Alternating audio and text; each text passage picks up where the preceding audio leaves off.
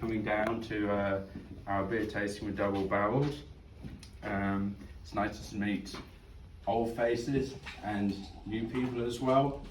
If you're surrounded by Picassos, if you're interested in Picassos, we've got another event coming up on the 21st of March where the curator from the Reading University is going to talk a bit about Picasso. That's on our website. And also, most of you, I think, have your coats in our studio out the back. That's a print studio. We've opened that recently. We're having, at the moment, just on Wednesday evenings, there's going to be etching tasters, which you can sign up for if you're interested in learning a bit more about traditional acid etching onto zinc plate. Again, that's on the website. If you want to know any more about any events, anything that's going on here, and you're not on our newsletter, if you talk to Lydia or me, we'll sign you up so then you get to find out more about it. Occasionally we have the odd discount for things as well. It's worth being on them. Got Double Barrel today. They've brought down 5 of their beers. Parka, which you're drinking at the moment, is definitely one of the best. One of the best beers in Reading. Actually, I would agree with that. They're not paying me, unfortunately. So we've got Anne-Marie and head brewer Matt to take us through this evening and talk about their beers. Hello, welcome. Yeah, thanks for everyone coming on a drizzly February evening. So I'm Anne-Marie, Double Barreled Sales. This is Matt, our head brewer. Makes these delicious things. I'm sure you don't need any introductions about Double Barreled, but just for those of you that don't know us, we are 6 years old, set up by husband and wife team Mike and Lucy. Started off in their garage, brewing beer for their wedding, and 6 years later, distributing across the UK, and have done some distribution across overseas. Some of the great bars in Reading, you'll find Parka. It's excellent. So Matt's going to take you through how to taste Parka. If you've got any questions throughout the evening, please. Just ask us questions, because between the pair of us, we're quite nerdy. We know our beers. Great team. This is Matt, and he'll take you through how to taste a beer. For sure. Thank you, Anne-Marie, and it's great to be here. The first thing I can see is quite a few empty glasses, so we can't really do a tasting if you don't have beer in the glass. That's a good sign for empty. If we just start, I'll chop over that side. Yeah. That's a good idea. Pass it around. Start here and go to there. Excellent.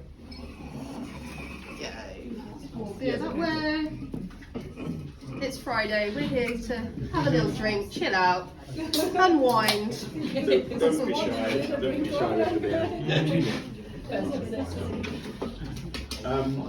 Okay, so while the glasses are being topped up, let's talk about this beer. So this is Parka. We call it a hazy pale ale. It's 4.5%. This is the brewery's flagship pale ale. As we've already said, find it in a lot of places around here.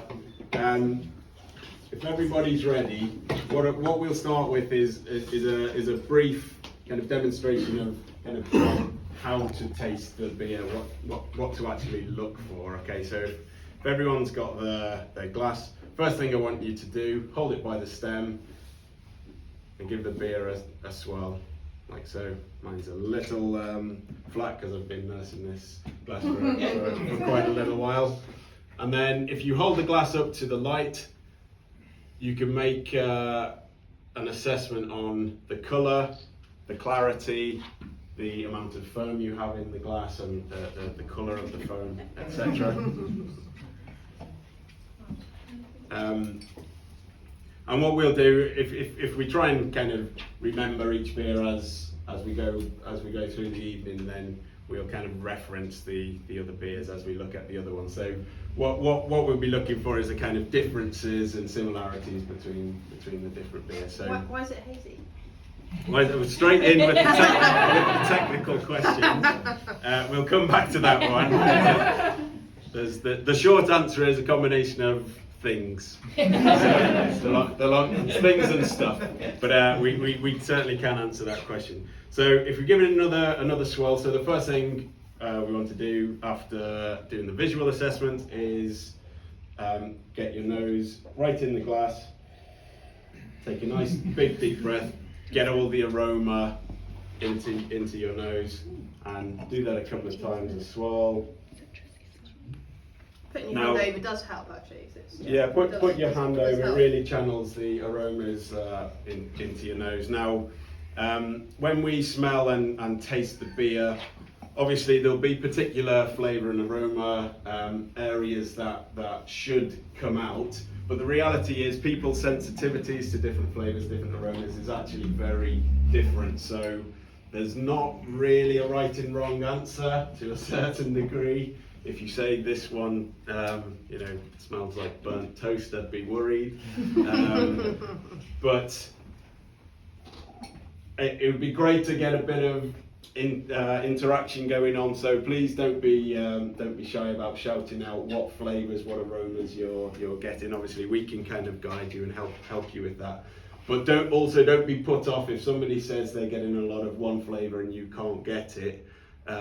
Doesn't mean you're right or wrong, or they're right or wrong. As I say, it's ultimately down to different sensitivities. Okay, so once we've assessed the aroma, take a decent sip of the beer, let it roll around your mouth, roll over your tongue. You'll get flavours up front. Assess the texture of the beer. How does it feel in your mouth? One of the things that we'll talk about a little bit is the mouth feel of the beer, and it's not just a snazzy sounding word. We can talk about why the mouthfeel might be particularly dry or particularly full or sweet, etc. You do want to swallow the beer. There are some buckets about if you want to get rid of the samples, but not actually advisable. Part of the tasting process is actually to swallow the beer, because then you want to also assess the aftertaste. What flavours are you left with in your mouth? Is it a long finish, etc.? So they're the kind of questions that, as we're doing the tasting, I'll call out to. As I say, don't be shy about calling out what you were getting. So this beer it's called Parka. The main hop that's used, this style of beer is very hop forward. So there's a huge amount of hop used in this one, and to give you a nice easy start, the hop is called Citra. So would anyone like to volunteer what aromas they're getting on this beer?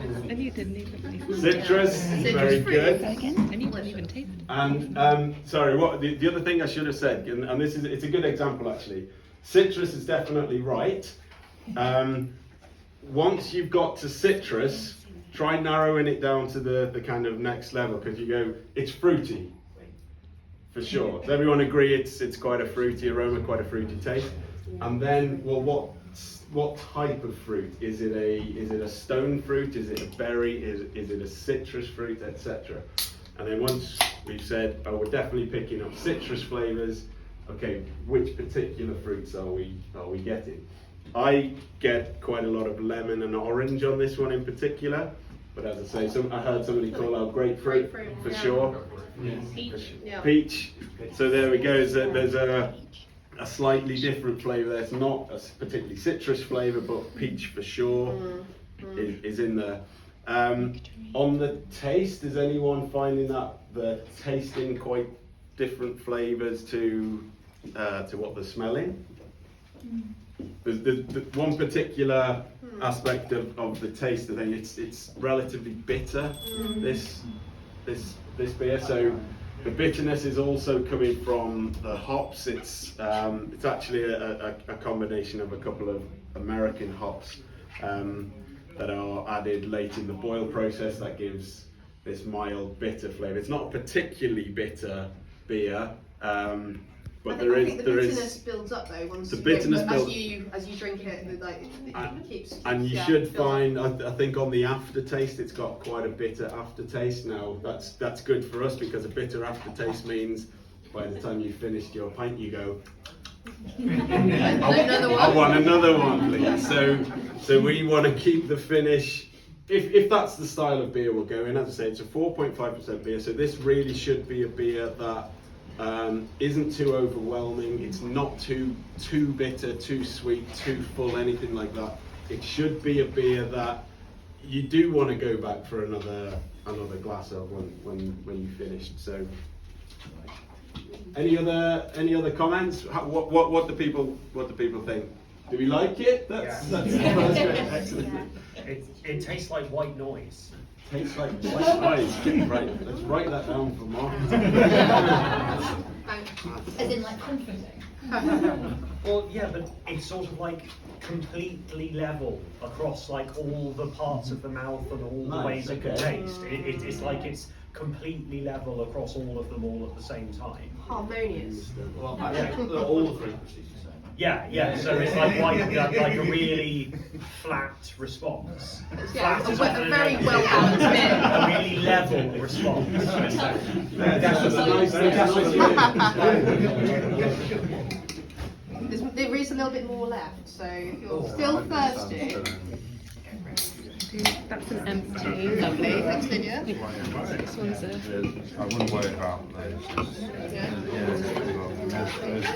There's a little bit in that one if anyone wants to go for it. Yeah, we could do it now. Would you like it? That's an empty.